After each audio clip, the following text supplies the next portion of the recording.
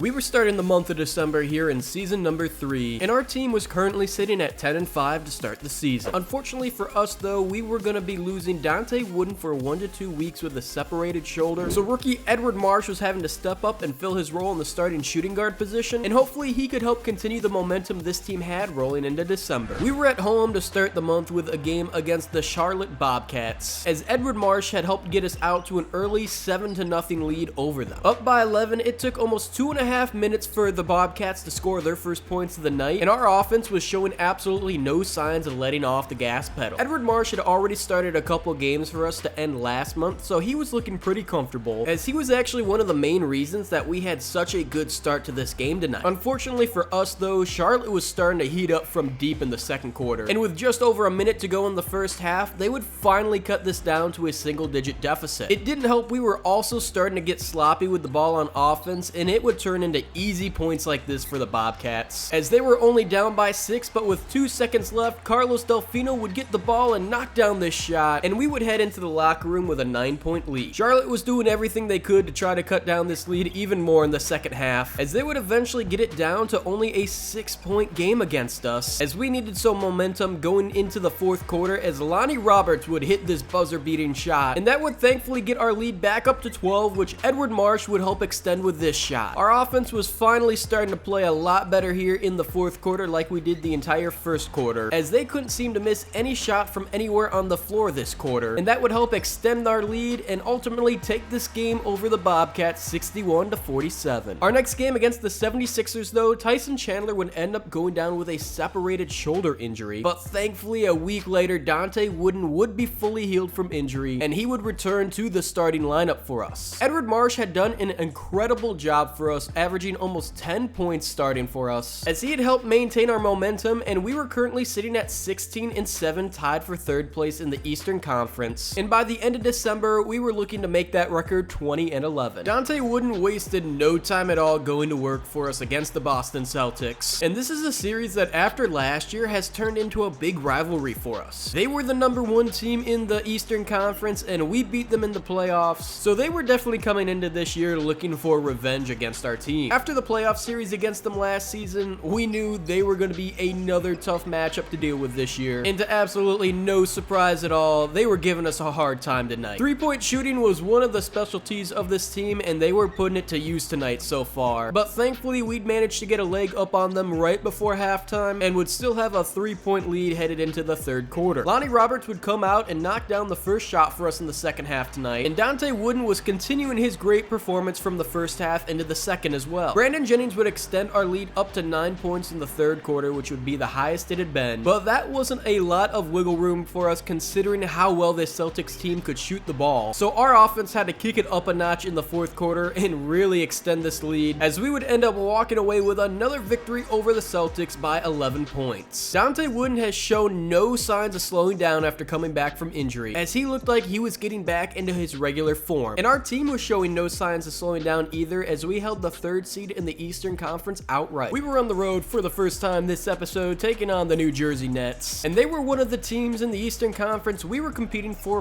a top 4 seed. Just like us, they had a great young core they've drafted in the last 2 seasons, and that has turned them into one of the top teams in the Eastern Conference this series. It was a tight one headed into the start of the second quarter, as the Nets would take their first lead of the night, but our 3-point shooting was just a little bit better than theirs, as we would get the lead right back, and we would continue raining 3 balls on them, trying to extend this lead here in the second quarter. Our lead would eventually get up to 10, and Dante Wooden would extend it to 12 points, but Uri Gallagher and the Nets weren't giving up, as they were still in this game and would knock down one last shot, and they would get this deficit back down to only 7 headed into half. We needed to try to extend our lead here in the second half, as it was only a single-digit game for us, as sophomore player Uri Gallagher for the Nets was making it very difficult for us though. The rest of the offense was picking up as well for them, as they would turn it into a 3-point game, but once again it was our 3-point shooting that would come back and help us save this lead. Headed into the fourth, we were up by 8 points, and this looked like a great play as Dante Wooden would come off the baseline and knock down this shot, but Dante Wooden staying on the ground clutching his back was the last thing we wanted to see. Thankfully our lead was big enough that we would be able to finish out this game without Dante Wooden, and we would pick up the 12-point victory over the New Jersey Nets here on the road tonight. But not only would Dante Wooden be out with another back injury injury this month, Lonnie Roberts would also go down this game with a twisted ankle and would be day-to-day. So that meant now for the next 2 weeks, our 2 rookies would be inserted into the starting lineup. With those 2 in the starting lineup, we would go 4-3 in a week-and-a-half span. And after that, Dante Wooden and Lonnie Roberts had made a full recovery to return to the starting lineup. But sure enough, another injury would follow as Andrew Bogut would go down for 1 to 2 weeks with a bruised tailbone. Despite all these injuries, our team was still somehow holding on to that 3rd seed at 31-15 in the Eastern Conference. We were trying to close out the month of January without Andrew Bogut in our starting lineup, and Tyson Chandler had been doing a good job of stepping up for us so far, but we found ourselves down early to the Cavaliers here in this last matchup in the month of January for us. But that shot from Dante Wooden would get us back in the lead, and we would extend it up to 10 points to end the first quarter. But the Cavaliers would come out firing in the second quarter as they would try to cut into this deficit. But unfortunately for them, we were knocking down all of our shots from beyond the arc tonight. We were up by double digits with just under 2 minutes to go in the first half, and this lead would keep on growing as we would go up by 17 after this shot from Everett, as we had a huge lead over the Cavaliers headed into halftime. They would come out at the start of the second half though and score the first bucket, and if we wanted to stop them from coming back in this game, we had to stay hot on offense. Cleveland was unfortunately heating up a lot more from the field than they did in the first half, as they were very close to getting it down to only a single-digit deficit here in the fourth quarter. Thankfully for us though, we were still shooting lights out from the field here in the fourth quarter tonight, as one more three-pointer from our rookie Everett would seal the game for us tonight, and we would walk away with a 59-43 victory over the Cavaliers to end the month of January. Right before the All-Star break, Andrew Bogut finally was returning from injury, and we were sitting at 34-16, only 2.5 games out from the top seed in the Eastern Conference. And to make things even better, we had a chance of having 2 players being voted into next week's All-Star game. Andrew Bogut wasn't missing a beat after coming off of injury this week, as both him and Brandon Jennings were hoping to play their way into their first career All-Star appearance. Despite the positive outlook for both of them, the outlook on this game wasn't looking good for us early on, but thankfully at the end of the first quarter, rookie Murray Everett would knock down this 3 to tie the ball game back up for us. That meant we had a chance to take our first lead of the day, as this shot was off the mark, but Larry Sanders would clean up the boards, and he would follow that right up with a mid-range jumper to give ourselves a 3-point lead. This was the largest it had been all day, and Dante Wooden was looking to expand that, as what was once a deficit was now a 5-point lead headed into halftime for us. The first 2 quarters were a close matchup, but we didn't want it to be that way in the second half, so our team got right to work on offense, expanding this lead to double digits, and what seemed to be an out-of-control possession would end up giving us a 21-point lead headed into the fourth quarter. From here, all carnage broke loose as we were letting it rain from all over the court, and I don't know what happened between the 2 halves, but the Timberwolves had absolutely no answer for us this second half, and we would end up cruising to almost a 30-point victory over them here on the road tonight, which would lead us to the All-Star break, where we only had 1 loss in the entire month of February, which was the main reason why we were now tied for the first seed in the Eastern Conference. It was cool to see that Lonnie Roberts had been named to the sophomore team for the sophomore rookie game, but unfortunately Brandon Jennings and Andrew Bogut did not make the All-Star game. So we would see Roberts tip it off with the sophomores to start next episode in the Rookie Sophomore Challenge.